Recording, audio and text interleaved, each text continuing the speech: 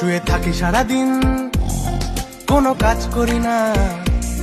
কাজ যেরকমই হোক আমি বলি পারি না। আমি রাজা ছিলাম আগে, আমার খুবই ল্যাদ লাগে। আমি খেতে ভালোবাসি, ফ্যানটা চালিয়ে দাও না মাসি। কোনো কাম কাজে আমি নেই।